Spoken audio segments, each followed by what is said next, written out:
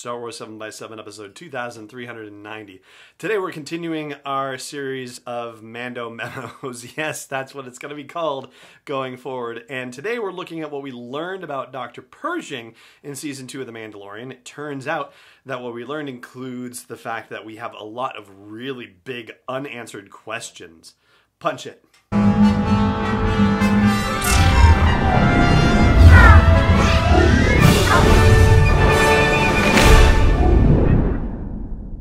Hey Rebel Rouser, I'm Alan Voivod and this is Star Wars 7x7, your daily dose of Star Wars joy.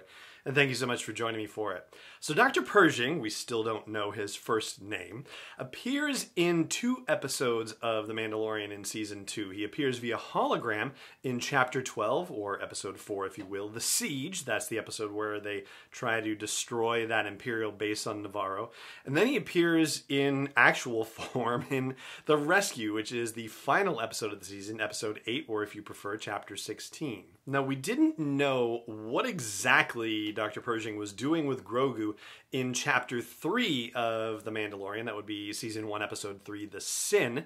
And we find out in The Siege, we find out that he was actually taking blood from Grogu.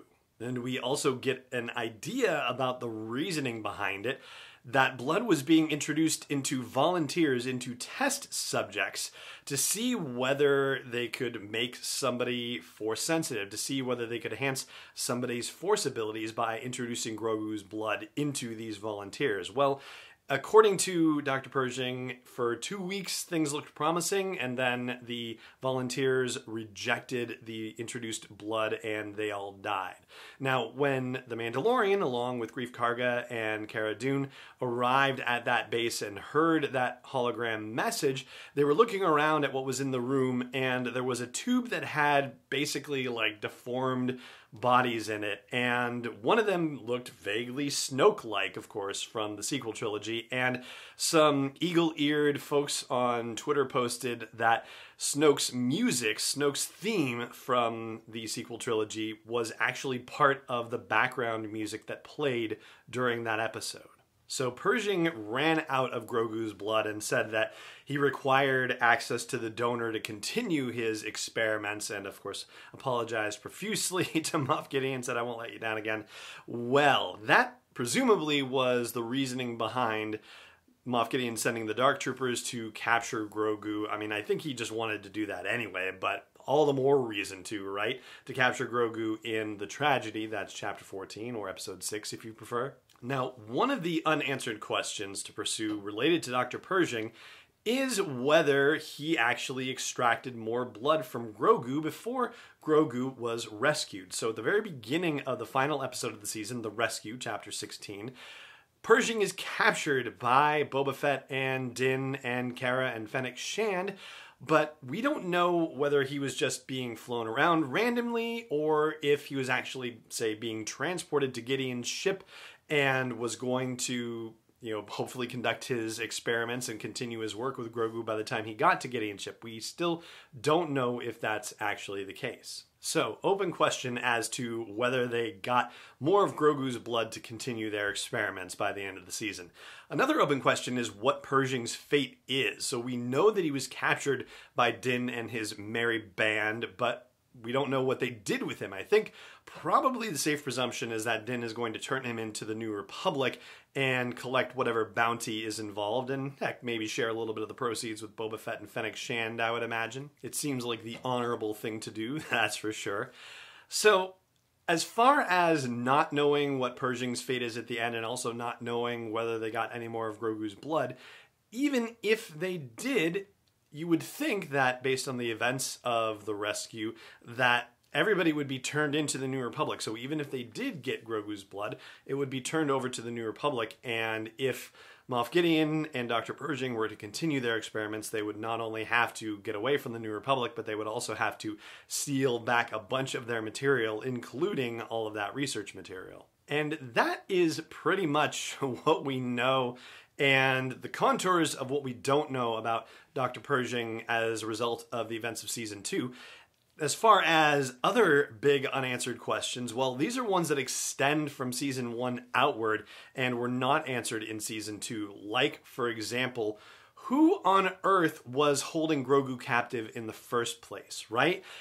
All of these, crazy Weequay, I believe it was, there were like dozens of them holed up on Arvala 7 protecting Grogu, but we don't know who hired all of those mercenaries to protect Grogu. So someone had him before Moff Gideon and the client and Dr. Pershing had him, but we don't know who and we don't know why. And so that mystery feels like it's one that needs to be answered at a future date. As far as the experiments that Dr. Pershing was doing, well, we do know that he was trying to inject Grogu's blood into volunteers, but as you'll recall, his uniform is the uniform of somebody who worked in the cloning operations on Kamino, and so it could well be an open question as to whether Dr. Pershing even considered the possibility of cloning Grogu himself. And we also don't know about Dr. Pershing's relationship with the client, how that was working. In particular, the client was paying a hefty sum of money to acquire Grogu for Dr. Pershing to do his work, but Dr. Pershing was attached to Moff Gideon and doing the experiments for Moff Gideon, but the client at one point said that he could not guarantee Dr. Pershing's safety on Navarro anymore. That happened during Chapter 3. So what exactly was Dr. Pershing doing for Moff Gideon and the client at the same time? Were they working at odds with each other? Was the client funding operations on the sly for Moff Gideon and just, paying for Dr. Pershing, and Moff Gideon was sending credits and supplies to the client to kind of create, a buffer between outright Imperial Remnant activities versus, making something look like it was just a bounty hunting situation? And with the death of the client in Season 1, we may not get an answer to that question, but it is a curiosity for me, at least. As for what the story arc for Dr. Pershing could be for Season 3, well, difficult to see that one is, because first off, if he were to have any kind of story arc, he would have to escape from the New Republic. And because his whole deal is working with Grogu to create Force-sensitive people, he would need access to Grogu again, which means that they would have to go after Luke Skywalker again. And it seems like that would be a rather difficult task, to try to take Grogu away from an actual Jedi Knight / Jedi Master. So basically, we're going to have to keep our eyes and ears alert to see if there's any rumor about the actor who plays Dr. Pershing, that would be Omid Abtahi, showing up on set or being anywhere where they might be filming The Mandalorian Season 3. We'll just have to be on the lookout. And that right there is everything we know about Dr. Pershing as a result of the events of Season 2, and some major unanswered questions about him and his role in this whole thing as well. And that is going to do it for this episode of the show. It just remains for me to say thank you so much for joining me for it, as always. And may the Force be with you, wherever in the world you may be. Star Wars 7x7 is not endorsed or sponsored yet by Lucasfilm Limited, Disney, or 20th Century Fox, and is intended for entertainment and information purposes only. Star Wars, the Star Wars logo, all names and pictures of Star Wars characters, vehicles, and any other Star Wars-related items are registered trademarks and/or copyrights of Lucasfilm Limited or their respective trademark and copyright holders. May the Force be with them. All original content is copyright 2020 by Star Wars 7x7. We hope you love it.